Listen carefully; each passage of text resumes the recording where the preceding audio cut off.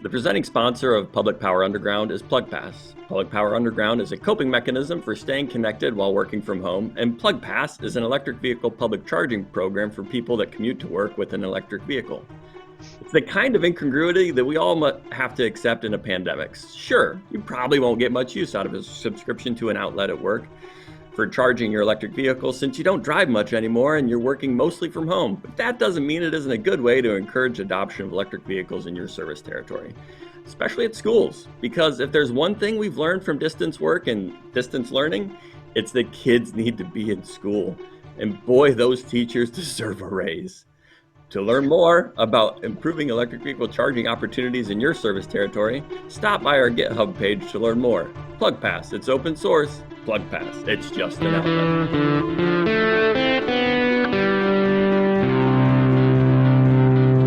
All right, welcome to Public Power Underground, the Northwest Public Power YouTube series that began as awkward forced fun time for the power department 37 weeks ago when we altered our work arrangements at the start of an ongoing pandemic, and has evolved into a coping mechanism to stay connected and informed about what's happening in the industry. It's public power news, so it counts as work to watch or listen. Today's show, we'll get an update on Northwest power markets on Arin Reports, check out the news on Public Power Desktop, have a sappy monologue courtesy of Paul, and lastly, check out open jobs in the region. I'm your host, Brian Fawcett, and today we're joined by the star of Arin Reports and co-star of Public Power Underground, financial analyst Arin Guillory. Good afternoon, Arin. Afternoon, Fawcett. We're also joined by co-star of Public Power Underground, the coding wizard of R and Python, and current power analyst, Ian Bledsoe. Thanks for being here, Ian. Thanks, Brian. I'll keep showing up as long as that check keeps clearing. Lastly, our fearless leader, Paul, is in the office this week. How's the office treating you?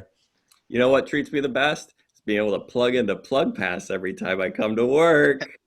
We get promos when it's not even promo time. I like it. My car is definitely getting low in preparation of being in the office next week. Nice. All right, we're starting this week checking in on power market indicators in the Northwest with our first segment, Arin Reports. Perfect. Sounds good. This is Arin Reports, built to take a few minutes to cover Northwest power market indicators for December 2nd, 2020.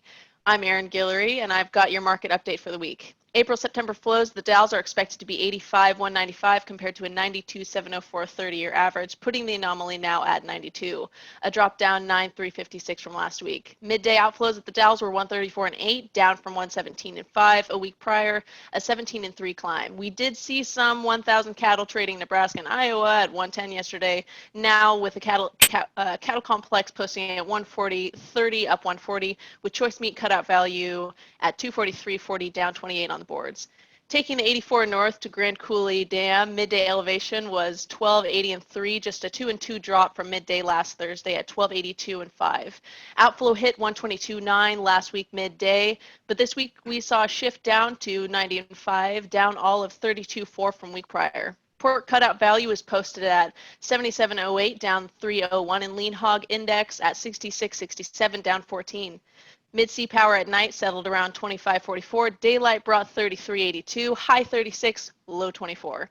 August power at mid-sea went up slightly to 61.25 compared to 59 the last time reported on Public Power Underground. In bond markets, one Washington utility issued about 74.2 million with yields around 136 bips, with more in process of finalization. The CPC maintains the ONI of negative 0.9 for August, September, October, with most recent SST departures at negative 1.3 for Nino, 3.4 index, and currently predicts a 95% chance La Nina, again, will continue through winter 20 and 21. Other sources report a negative 1.06 current index. Spending a beat at Bonneville's Balance Area Authority, midday load rose ahead to 7,100 from 6,800 last week. Midday hydrogen in the area hit 7,900, down about $1,000 from a week ago, and midday wind gen hit 47. Sunday, 76 steelhead passed through the lower Granite Dam, just a bit fewer from last week at 87. Henry Hub January futures opened at 288, and August opened at 282. Sumas gas in August closed at a 22-cent discount to Henry Hub, which means Mid-C August Power is priced at a 24,000 heat rate. Wow, that's Sumas heat! Temp in the region was a 40 to 50% chance of being above normal with recent regional temperatures in the 40s. Precipitation in the region has a 40 to 50% chance of being below average in the 6 to 10 day outlook, but it looks like it will revert to normal in the most recent 1 month outlook for NOAA. March corn is down 3.5 at 4.17 1/4. March beans down 13.5 at 11.49 1/2. And that's all we've got for the update today. Back to you, Brian. Thank you, Arin. I think we're going to kick it to Paul for one more promo. Arin Reports is made possible by PlugPass. We've innovated an electric vehicle charging program that's designed for commuters and makes sense for utilities. We want to share what we've learned with whoever is interested. To learn more, send us a note or look for our PlugPass page on GitHub. PlugPass, it's open source. PlugPass, it's just an outlet. All right, thanks for the report, Arin. And now our weekly walk through Northwest Public Power and Public Power adjacent news in a segment we like to call Public Power Desktop. Kicking things off, Ian. Thanks, Brian.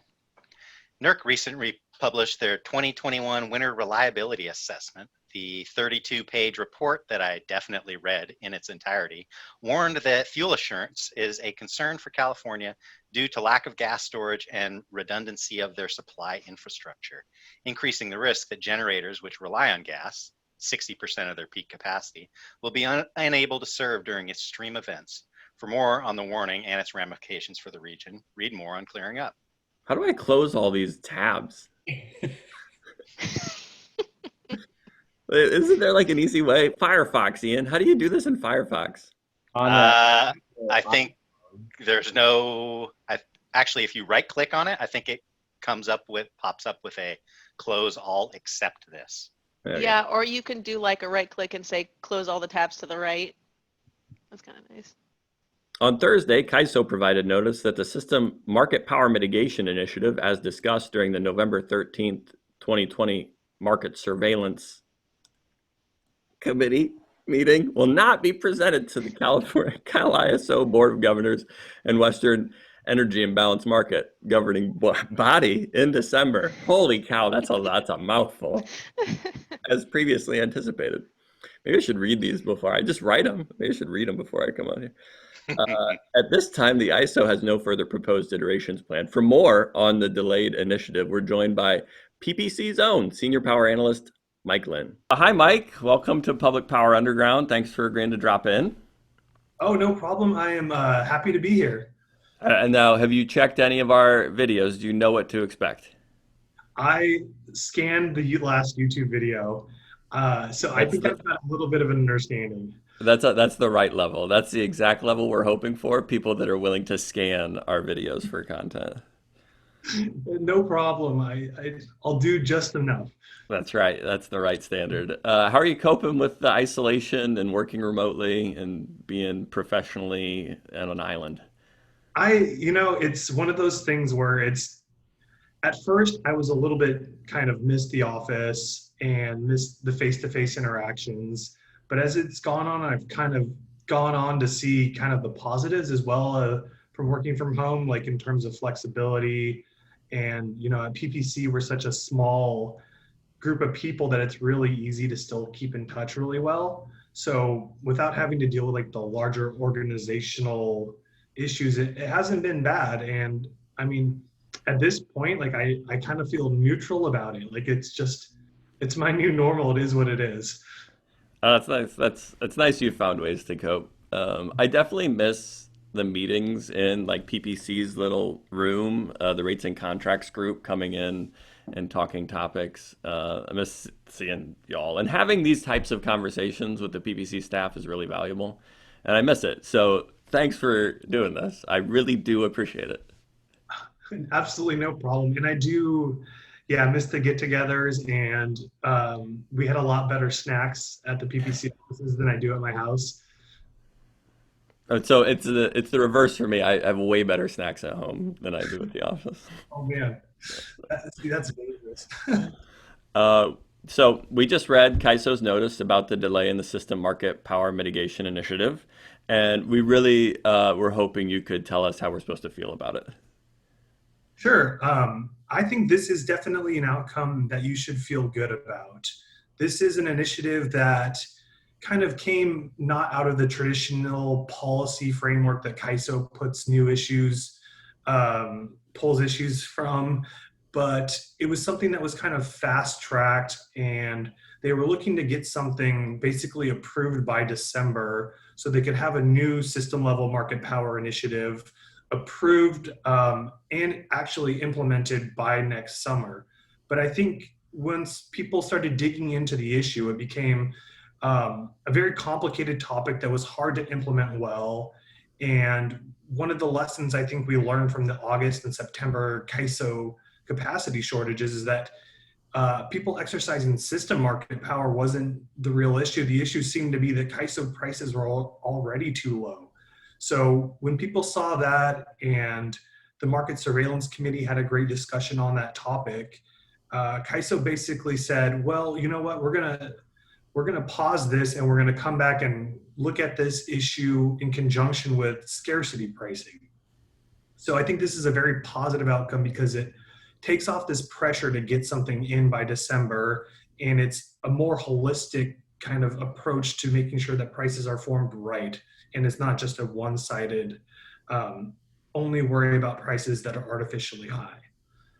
So one of the questions I continue to have is, what level of engagement has public power had in these topics, and do you feel like public power has the right voices on these discussions in the CAISO stakeholder meetings?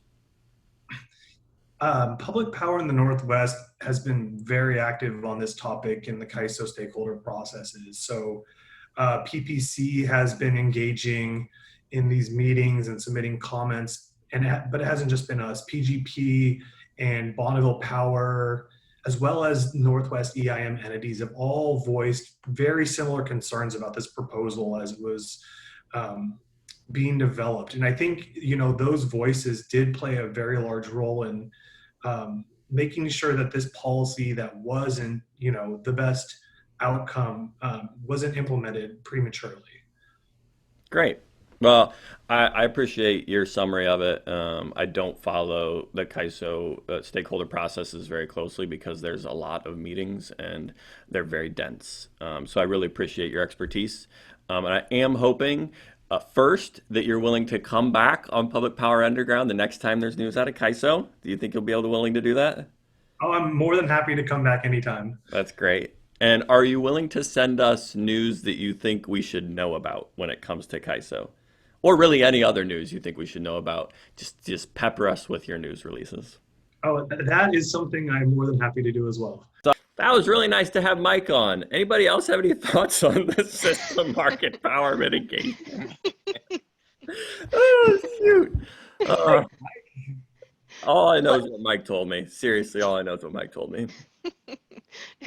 I feel really good about it now. That's all I know. Okay. I have a lot of really deep insights on that, Paul, but I think it's time for a commercial break. Yeah, I was going to say we could take your approach, Ian, and just go around the room. How about you, Ian? Oh, so I thought, that's great. How about you, Paul? Okay. Come on, Guillory. What's up next? BPA filed its notice in the Federal Register Tuesday announcing the commencement of the BP 22 rate case. The pre-hearing conference on BPA's initial proposal is scheduled to commence at 9 a.m. on Monday, December 7th, coming up. The initial headlines and news reports are flat power rates and a proposed 11.6% increase for transmission. There's more to the story, especially for Slice customers, and we'll keep following the process throughout the rate case. We hope to have some guest commentators to help us make sense of all of it. Public Power Underground is taking a break from fish news this week after having Kurt Miller on to discuss all things fish last time. So we won't be covering news this week that the state of Oregon filed notice on November 23rd of its intent to sue the U.S. Army Corps of Engineers and Bureau of Reclamation over Columbia River System Operations EIS record of decision and buyout. Nor will we be covering news that the Middle Fork salmon red count looks promising. And we aren't even going to mention that commercial Dungeness crab season is delayed because testing showed crabs are too low in meat yield. So to learn more, read any number of news articles, op-eds, or talk to Kurt about it. If we were going to cover the Middle Fork salmon red count, would you have any opinions on it, Brian? Yeah, I have some opinions on that. If we were going to cover it, I think that the tribe over in Idaho, along with the state of Idaho, do a really, really good job rehabilitating native fish through the use of native origin hatchery fish. It is also one of the best whitewater trips that you can do in the world. Salmon, just a piece of information. DeepMind, an artificial intelligence company, has succeeded in developing an algorithm that can predict a protein's three-dimensional shape better than experimental methods, based on input of the protein's amino acid chain. This new technology promises to accelerate research in medicine. Being able to see the three-dimensional shape of the proteins is the lock for many diseases, making the search for a cure, a key, that much faster. So so DeepMind actually developed its technology trying to solve some game. Has anybody played the game that it was built for? It's called like Go. Go. Yeah, I've played it. It's are you familiar with Othello or Reversi? None of that. Similar to those.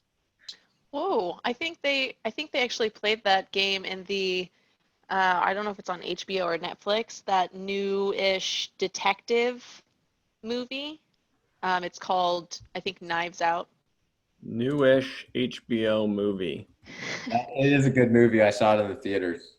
Okay. You're talking so Wonder Woman, not Wonder Woman. I think it's called Knives Out.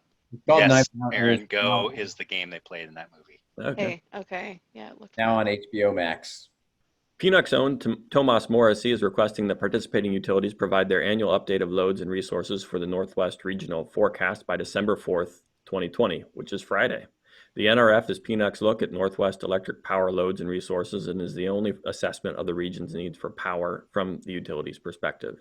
Information in the NRF has become very topical as decision makers have intensified focus on electric utilities power supply and requirements for acquiring renewable generation.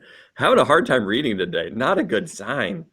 For more on the NRF data request deadline for submission, we're joined by PNUC's Senior Policy Analyst, Tomas. Hi, Tomas. Welcome to Public Power Underground. Thanks for agreeing to drop by for a public service announcement about the NRF deadline. How are you coping with the remote work and professional isolation? There's some good things, some bad things. The commute's nice. I get a lot of spreadsheet time, which I kind of enjoy, but it gets a little bit boring. I miss seeing Val and Shauna around the office, and I just go to meetings. So, so you just go to these, you drop into these virtual meetings, right? It's a lot of Zoom time, yeah. A lot of. I'm sorry for adding more Zoom time. That's okay. We were just reminded of the December 4th deadline for the annual update to PNUC's Northwest Regional Forecast. Can you provide us with a little insight into what happens to our data once we get it to you and why it's nice to get the updates on time? Sure. So the forecast is a look at Northwest Utilities loads and resources. And what we're really doing is just aggregating the data up. So you all send in your data, we get the data, we stitch it together and make the report. And it's great to get it by December 4th, mostly to make my life easier. That way I'm not in a time crunch trying to get it out in March. And Sean doesn't get mad at me if it comes out in April. So it usually comes out in March or April? Is that deadline that you guys try to meet? We shoot for March, yeah. And do you take it to the System Planning Committee before March? Or is March? We do. Yeah, so that's another good reason to get the data in on time is it gives us more time to vet it with the System Planning Committee. So hopefully at the January meeting, we'll have almost all the data both in and stitched together. And we can take it to the committee, run the key takeaways, the graphics by them. And then the next stop is the board. So it's really helpful to get the data in early to keep on schedule. And you mention it as stitching together as if this is some magical process. I mean, you're the analyst, right? You're doing the stitching. Yeah. And what kind of tools do you use for the stitching? Are you doing this in Excel or where are you going? It is mostly Excel, which is a little cumbersome.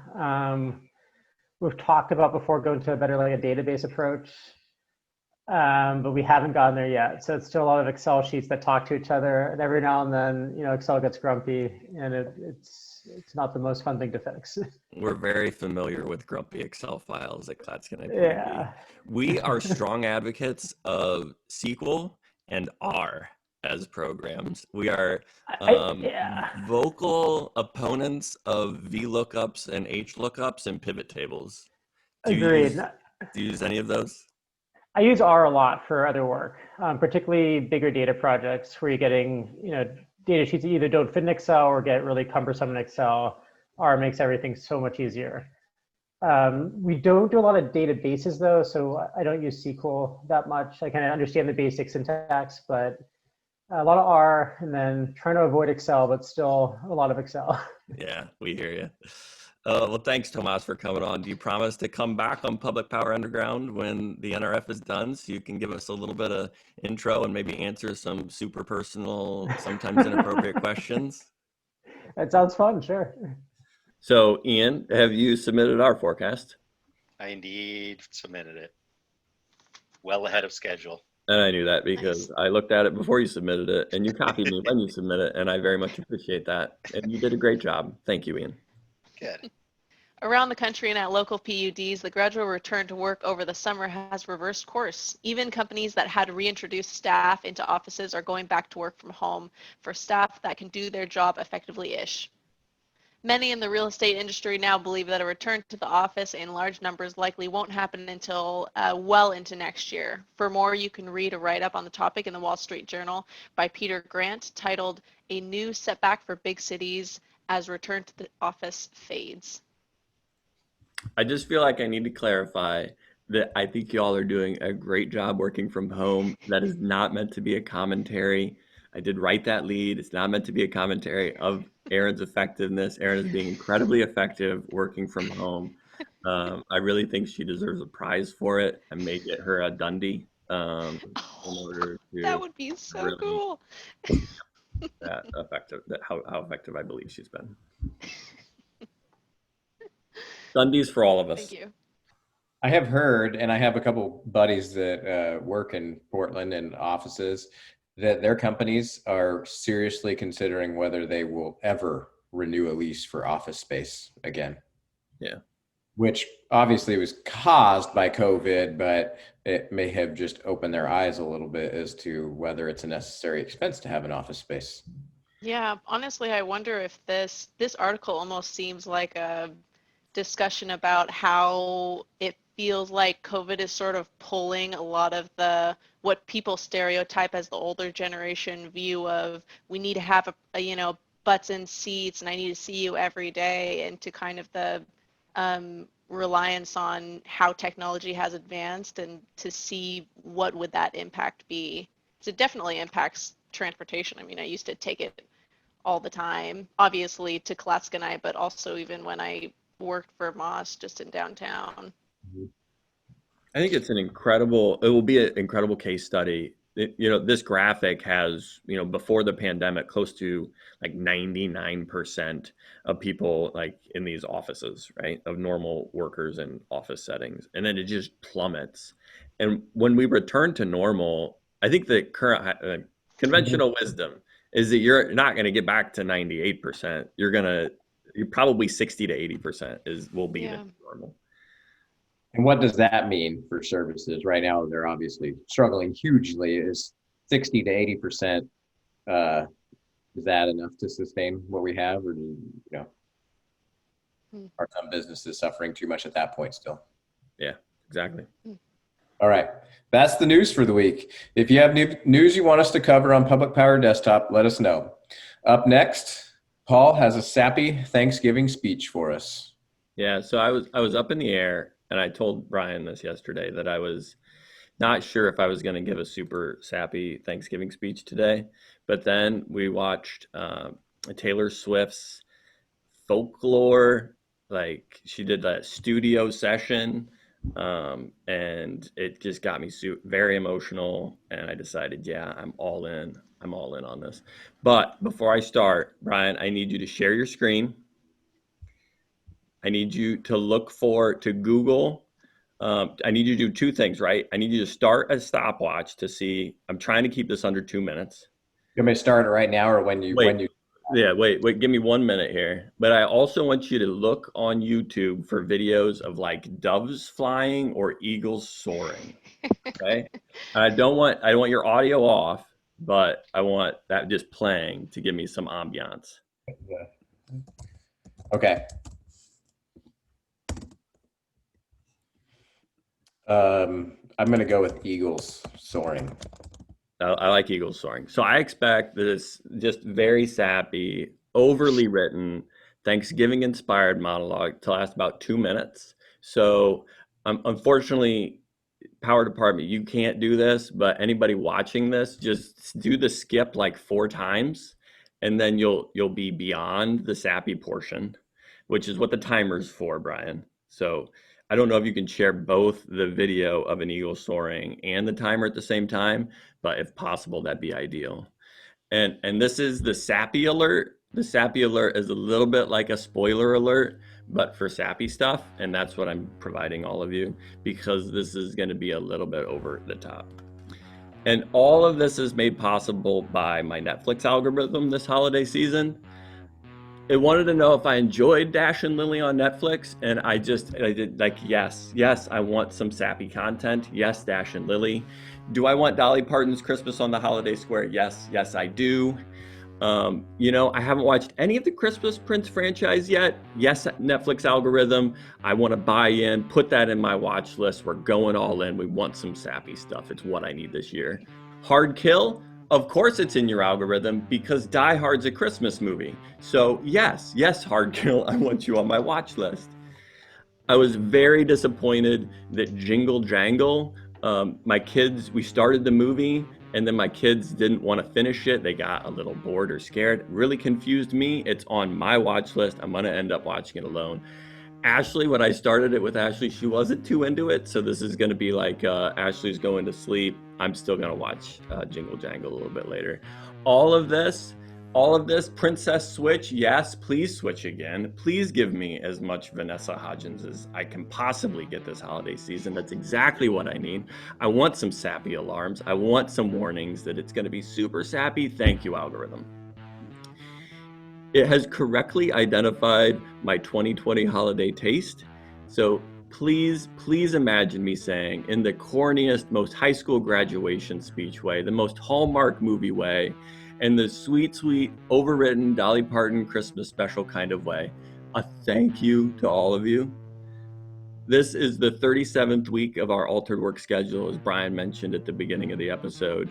And that transition from in the office to work from home, it shattered the routines that we'd learned to kind of deal with all of these weird working with each other kind of coping mechanisms, shattered all those routines. It required flexibility, it required patience, charity, understanding, and I really, truly appreciate it from all of you. I'm incredibly grateful y'all have been open to the weird kind of mechanisms that I forced you to do to keep evolving as we did it.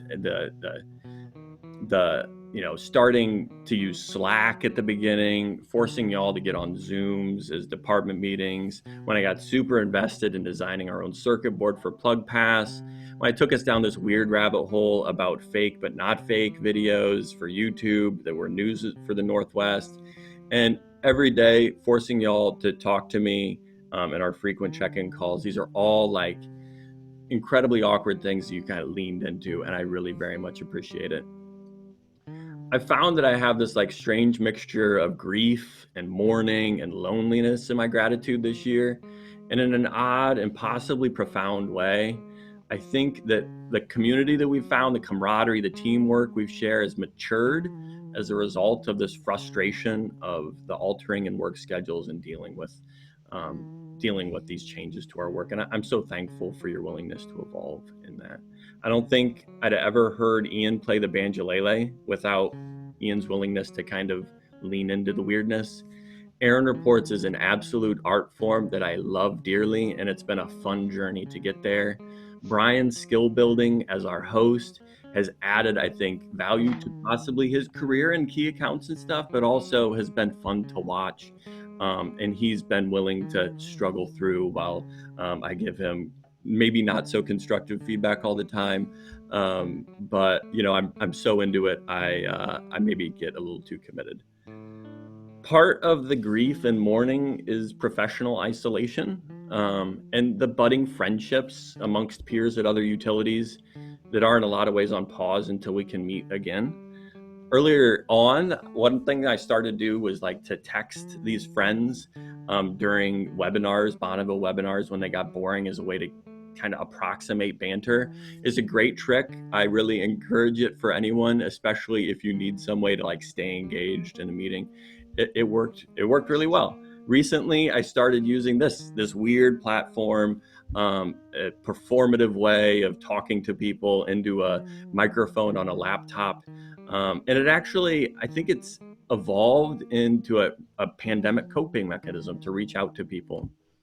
And I'm trying these tricks to maintain this collaboration with peers from other utilities, the connection with y'all, because as we move forward with Bonneville contracts in post 2028, as we have settlement proposals or rate hearings or evaluating market participation, it's going to be really important to maintain some connections with each other at other utilities.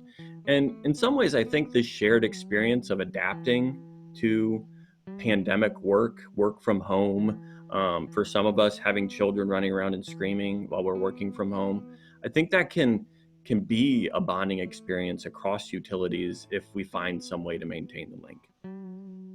And I'm an introvert.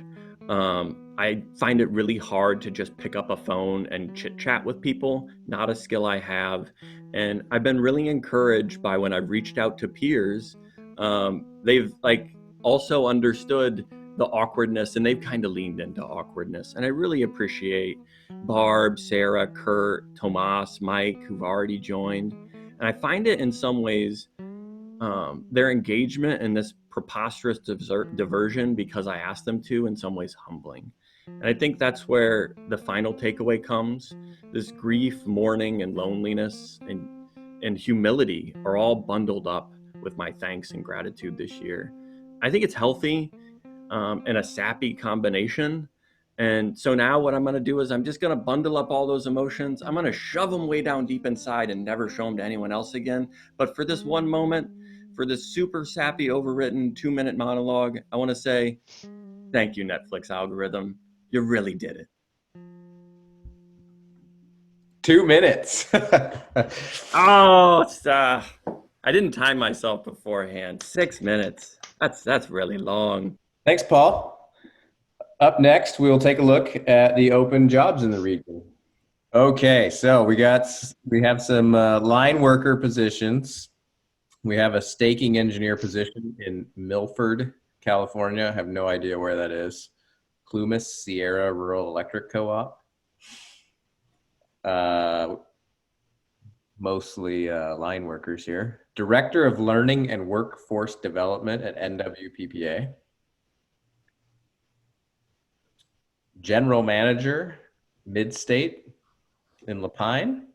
Is Lapine like Central Oregon? It is. It's south of Bend by 45 minutes to an hour. Nice. Quite close to Sun River. Does it serve Bend? No, it serves, I don't even think it serves Sun River. It serves basically east and south, and maybe wraps around Sun River or something like that. They're pretty big service territory. Geographically? Yeah, geographically. Senior Manager, Regulatory Affairs in the middle of nowhere. Well, maybe not the middle of nowhere. Up in Alaska, Anchorage. Yeah, I did. So our good friend Garrison Marr at Snohomish PUD took a new position. I think I don't know what his title is in public service announcement. At least sometimes you need to send emails with a full signature that has your title with your phone number. It's really a good service. But he said that they have an analyst position open. I don't know if it's created or if it's his old position that he's backfilling, but. Next week, Public Power Underground will be back to our normal Thursday on December 10th. Send us any news, jobs, or opinions you'd like us to share with our 1 subscriber and 2 faithful viewers. I actually just kept that from last time. I'm not sure if that has changed. If you found the episode, you certainly know how to find us. At this point, you know it's true. Public Power Underground. It's worth to watch.